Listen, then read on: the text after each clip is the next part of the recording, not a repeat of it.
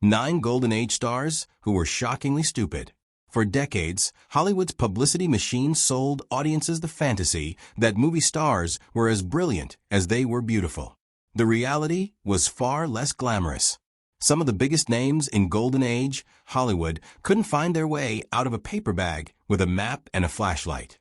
Studios worked overtime, hiding how dim-witted certain stars really were, recalls a former MGM publicist who worked with dozens of actors in the 1950s. Writers prepared witty quotes for interviews. Stand-ins took intelligence tests for fan magazines. And in extreme cases, publicists simply canceled all unscripted appearances. Behind the polished images and dazzling facades lay some of the most astonishingly unintelligent people ever to earn $1 million paycheck. There were stars who couldn't remember their own character names, actresses who thought Europe was a country, and leading men who turned down iconic films because they didn't understand the scripts. Number 1. Jayne Mansfield. Jayne Mansfield was the bombshell whose brain was a complete dud. Marketed as Hollywood's answer to Marilyn Monroe, she came equipped with platinum blonde hair, headline-grabbing measurements, and a publicity campaign determined to prove she possessed both beauty and brains. Fan magazines repeatedly mentioned her supposed IQ of 163. Articles claimed she spoke 5 languages, and publicity photos showed her reading dense philosophy books in bubble baths. Her press kit even said she was studying for multiple advanced degrees. But behind closed doors, the truth was less impressive.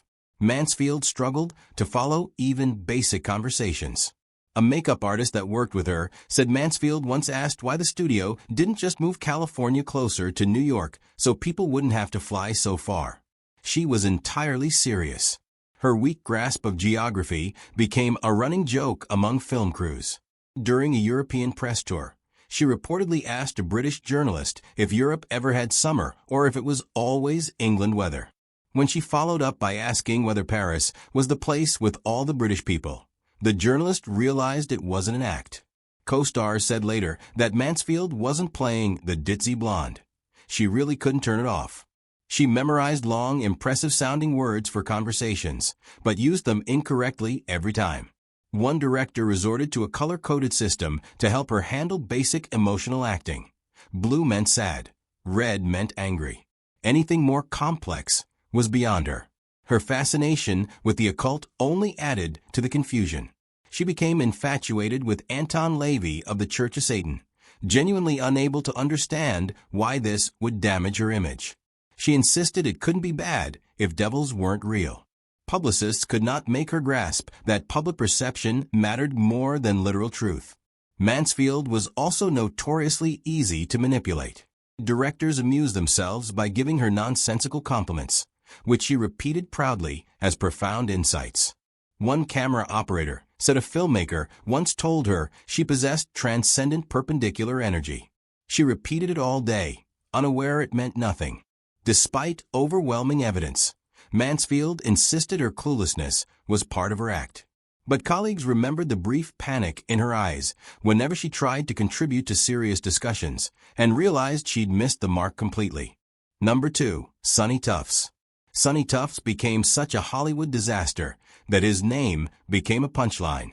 Comedians such as Bob Hope and Jack Benny used him in the 1940s and 1950s as a catch-all for dumbness and alcoholic mayhem. What made it even remarkable was the fact that Tufts had every possible advantage. He was born into a wealthy Boston banking family, went to Yale, and had that classic look of leading men. On paper, he should have become a big star. But in reality, he was a disaster. A Paramount production manager recalled that Tufts wasn't just dim, but a perfect storm of stupidity and alcohol. He once showed up on the wrong set, not just the wrong stage, but an entirely different production, and insisted he must be the star because look at my face. His confusion about professional expectations became the stuff of legend. During a war bond tour, he didn't understand why he needed to wake up before noon, suggesting the military simply move its schedule later in the day. His drinking turned minor incompetence into spectacle. At one Hollywood charity event, a thoroughly intoxicated Tufts wandered off and passed out in a children's petting zoo while rabbits hopped across his unconscious body. Gossip columns gleefully reported the incident.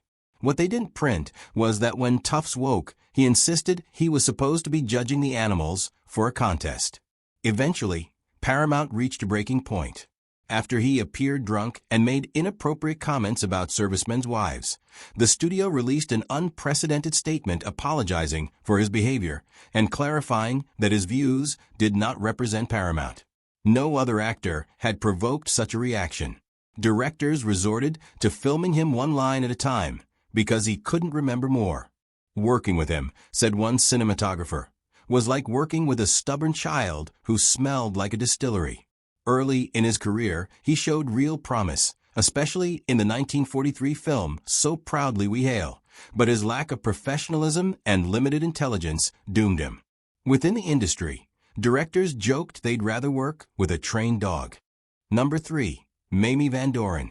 Mamie Van Doren was another blonde groomed to be the next Marilyn Monroe. With flashing good looks and a determined publicity push, she ought to have been a huge star. Instead, she became famous for an astonishing level of confusion about the most basic facts. According to studio personnel, every time Van Doren attempted an unscripted interview, the publicity department went into free fall.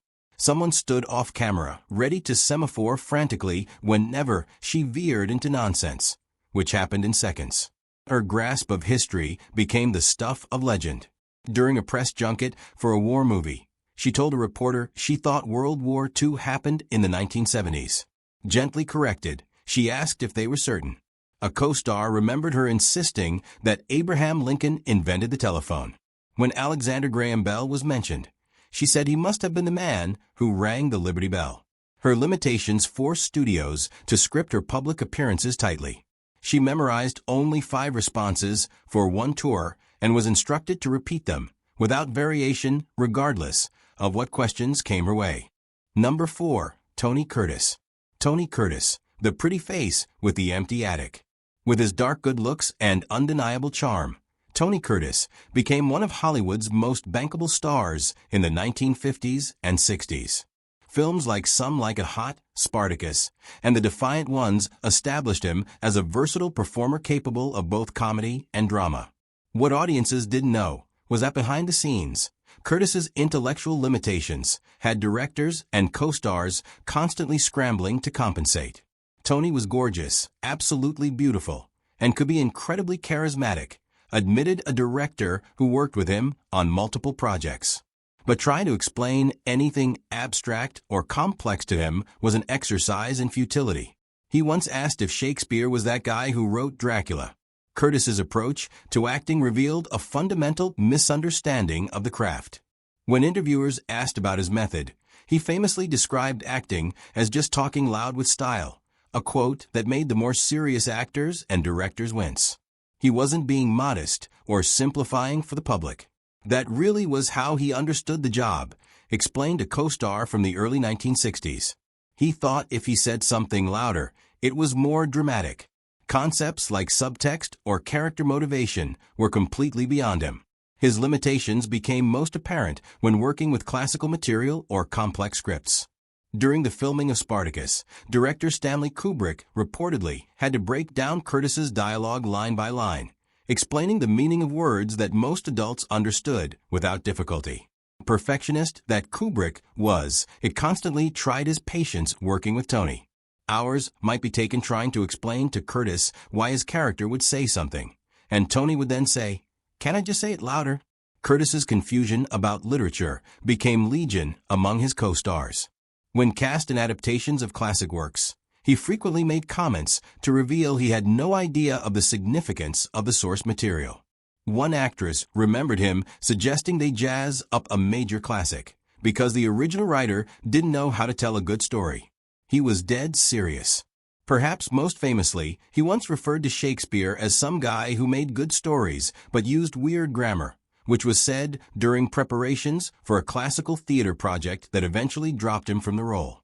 After weeks of trying to help Tony understand even the basic meaning of the lines, he finally suggested translating the entire play into normal English. When told that would defeat the purpose, he could not understand why.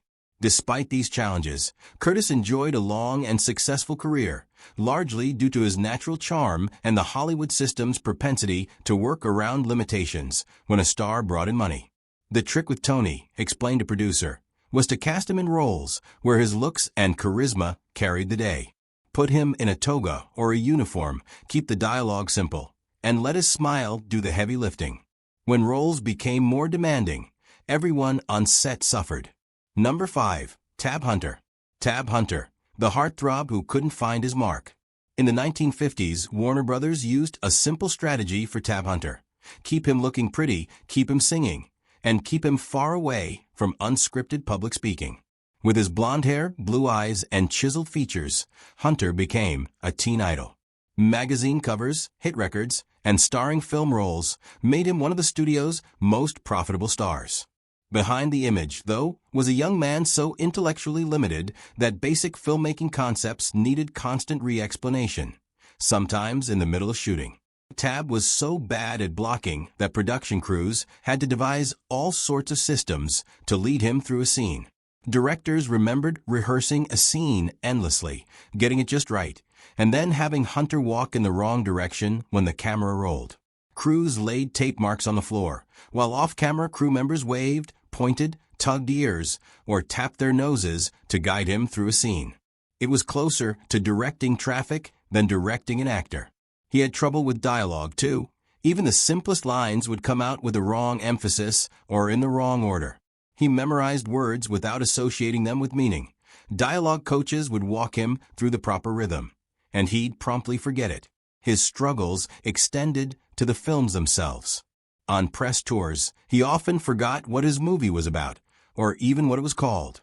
Publicists prepared cheat sheets for him listing his character's name, a brief summary of the story, and a few canned questions and answers. Often, he froze up anyway. Co-stars often served as unofficial chaperones, stepping in when Hunter became bewildered or flustered. When reporters asked questions that went deeper than the superficial, Hunter typically plunged into a panic, likely even a visible one. The studio executives knew all this, but looked the other way because Hunter was especially popular among young fans. Warner Brothers paired him with patient directors and gave him very little of significance to do. His intellectual limitations also made Hunter an easy mark to exploit. He signed his name to contracts he hadn't read and agreed to deals that weren't in his favor. When agents or managers tried to explain concepts such as back-end profits or percentages, he didn't understand them. Despite this, Hunter sustained a lengthy career because the studio machine did a brilliant job of packaging and selling stars, regardless of their talents. He wasn't emotionally unintelligent or unkind, said one co-star. He simply couldn't cope with anything abstract or complex, and the studio decided to work around that rather than trying to develop him. Number 6. Hedy Lamarr. Hedy Lamarr, the dumb beauty who outsmarted everyone. Her story is the dramatic opposite of the others on this list. While Hollywood wrote her off as a stunningly beautiful but intellectually empty woman, Lamarr was a brilliant inventor whose ideas helped shape modern wireless communication, including technologies behind GPS, Bluetooth, and secure Wi-Fi. In 1940s Hollywood, Lamarr was handled as decoration. Directors, co-stars, and studio executives dismissed any attempt she made to contribute intellectually. She once told a friend about how one director patted her on the head and told her not to worry her pretty little mind. The beauty-obsessed world of Hollywood could not accommodate the fact that a glamorous actress could also be smart. But to almost no one's knowledge, Lamarr was an inventor in her spare time.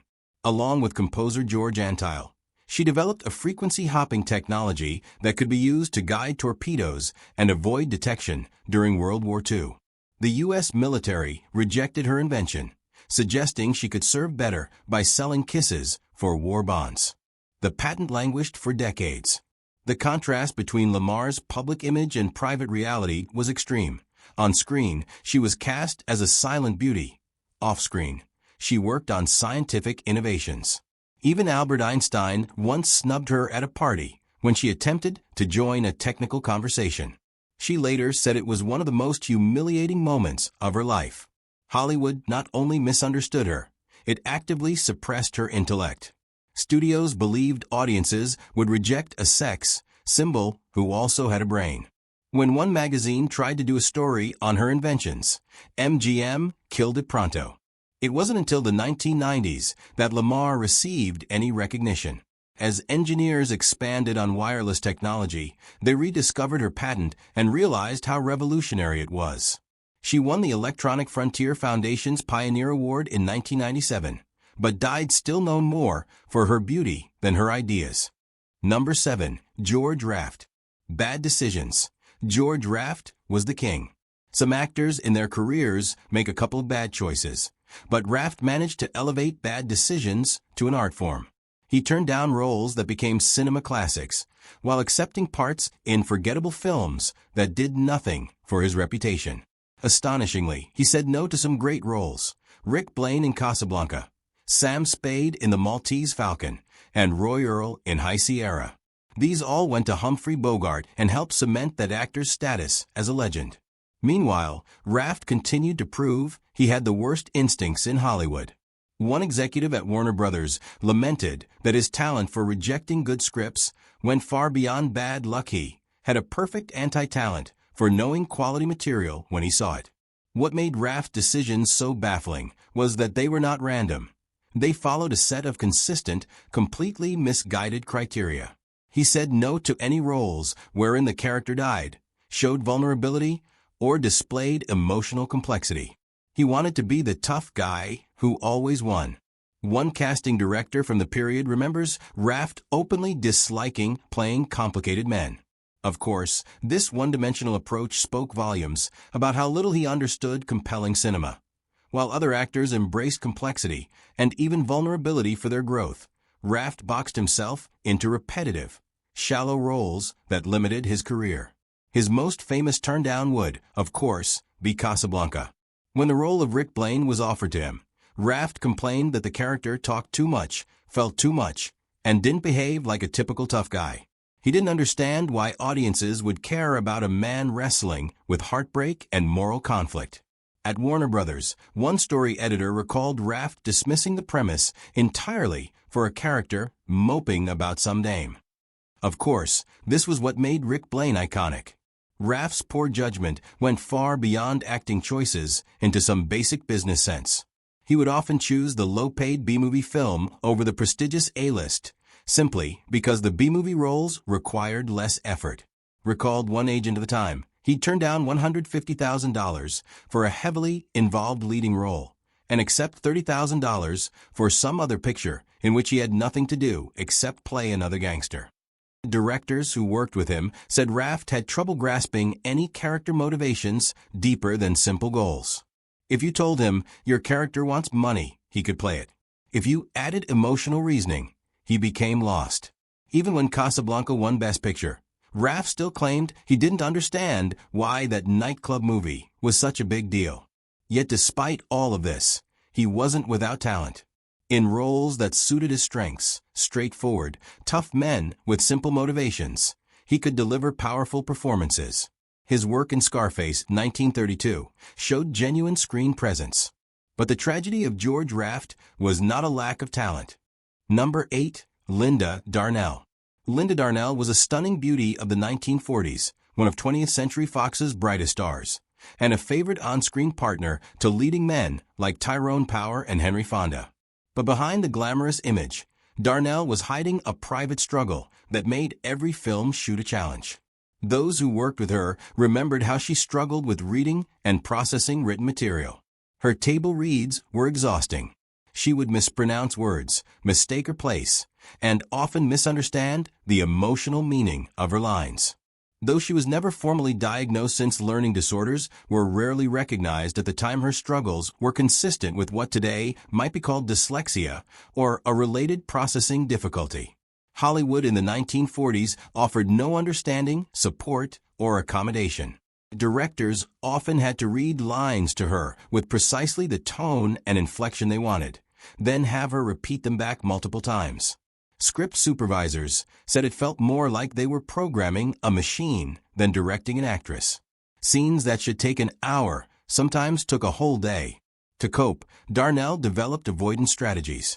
She often requested that writers cut back her dialogue or substitute spoken lines with physical actions. To begin with, people assumed she was just difficult or lazy. Over time, it became clear she was working her way around a legitimate limitation. In fact, she barely read at home, either. Friends say she seldom touched books, newspapers, or letters. A publicist recalls having her tell her, "I don't read books. I watch them on planes." It sounded like a joke. What sounded like a joke was actually her truth. None of this stopped Darnell, who succeeded for many years thanks to a vibrant screen presence and emotional instinct. Number 9. John Derek. John Derek was a Hollywood figure whose career became a case study in a very specific kind of creative blindness. He began as a handsome actor in the 1940s and 50s, never known for great depth but recognizable as a screen presence.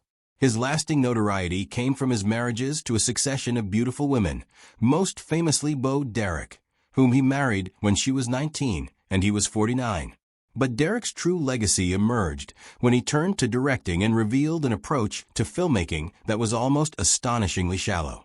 Rather than make movies, Derek mostly photographed pretty women outdoors. A cinematographer who worked with him remembered that Derek cared only about how Bo looked in the frame. Story, dialogue, character, pacing, and coherence were irrelevant.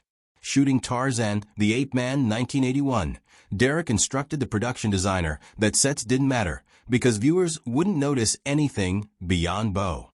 During one script conference, he said to a writer, "My wife's body is enough. Dialogue gets in the way." He had so little sense of the filmmaking process that to him, lights were only there to enhance skin tone.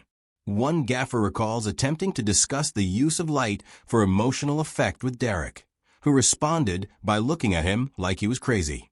During editing, Derek selected takes based on what he felt framed Bo's beauty best, even if the scene made no sense.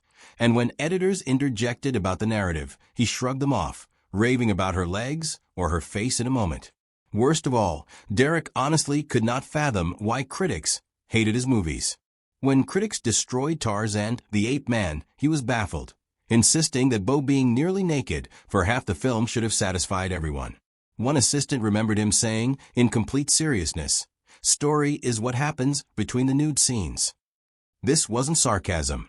It was his genuine belief about narrative structure.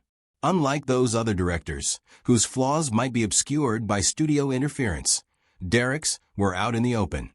His movies became monuments to misunderstanding what cinema is for. A critic once said that Derek didn't make movies, he created the cinematic equivalent of a teenage boy's bedroom wall. A collage of images of beautiful women that made no sense, reached no point, and told no story. Even audiences who went to see Bo Derek's physical charms soon realized that movies do have to have content. Ironically, in focusing completely on the beauty and excluding everything else, Derek managed to diminish what he valued most. His films did poorly critically and commercially, leaving behind a legacy defined not by artistry, but by a profound misunderstanding of what movies are supposed to be.